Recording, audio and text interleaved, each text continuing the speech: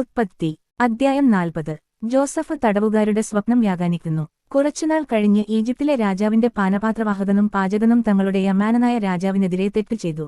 2 ഈ 2 ഉദ്യോഗസ്ഥന്മാർക്കുമെതിരെ ഫറവോ കുപിതനായി. 3 അവൻ അവരെ കാവൽപ്പടനായതിനേറെ വീട്ടിലുള്ള തടവറയിലടച്ചു. ജോസഫും അവിടെയാണ് കഴിഞ്ഞിരുന്നത്. 4 കാവൽപ്പടനായകൻ അവരെ ജോസഫിനു ഭരമേൽപ്പിച്ചു. അവൻ അവരെ പരിചരിച്ചു. കുറേക്കാലം അവർ തടവിൽ കിടന്നു. 5 തടവറയിൽ കിടന്നിരുന്ന അവരിരുവർക്കും ഈജിപ്തിലെ രാജാവിന്റെ പാനപാതവാഹകനും പാചകനും ഒരു രാത്രിയിൽ വേറെ വേറെ അർത്ഥമുള്ള സ്വപ്നമുണ്ടായി. ജോസഫ് രാവിലെ അവരുടെ അടുക്കൽ ചെന്നപ്പോൾ അവർ വിഷാദിച്ചിരിക്കുന്നതു കണ്ടു. 7 തന്റെ യമാനേറെ വീട്ടിലെ തടവറയിൽ തന്നോടൊത്തു കഴിയുന്ന ആ ഉദ്യോഗസ്ഥന്മാരോട് അവൻ ചോദിച്ചു, നിങ്ങളുടെ മുഖത്ത് എന്താണ് ഇന്നൊരു വിഷാദം?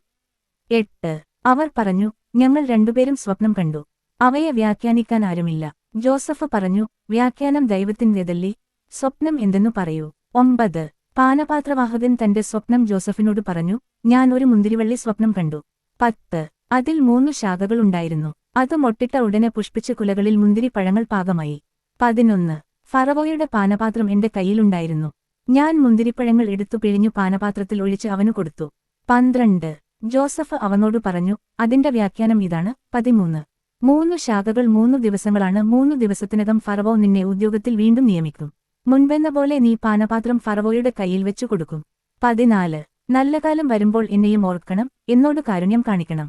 എന്റെ കാര്യം ഫറവോയുടെ മുൻപിൽ ഉണർത്തിച്ച് ഈ തടവറയിൽ നിന്ന് എന്നെ മോചിപ്പിക്കണം.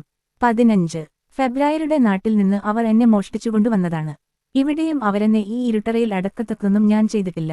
16 വ്യാഖ്യാനം ശുഭസൂചകമാണെന്നു കണ്ടപ്പോൾ പാചകപ്രമാണി ജോസഫിനോട് പറഞ്ഞു, ഞാനും ഒരു സ്വപ്നം കണ്ടു.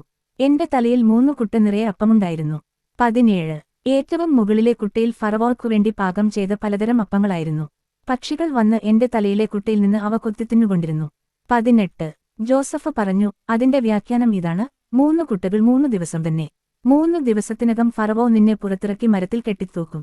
19 പക്ഷികൾ നിന്നേറെ മാംസം തിന്നുകയും ചെയ്യും. 20 മൂന്നാം ദിവസം ഫറവോയുടെ പിറന്നാളായിരുന്നു. തന്റെ വേലക്കാർക്ക് അവൻ ഒരു വിരുന്നു നൽകി. പാനപാത്രവാഹകനെയും പാചകപ്രമാണിയെയും പുറത്തു കൊണ്ടുവന്നു വിധി കൽപ്പിച്ചു. 21 പാനപാത്രവാഹകനെ ഉദ്യോഗത്തിൽ തിരികെ നിയമിച്ചു. അവൻ പാനപാത്രം ഫറവോയുടെ കയ്യിൽ കൊടുത്തു. 22 എന്നാൽ പാചകപ്രമാണിയെ അവൻ തൂക്കിക്കൊന്നു. ജോസഫ് വ്യാഖ്യാനിച്ചതുപോലെ തന്നെ സംഭവിച്ചു.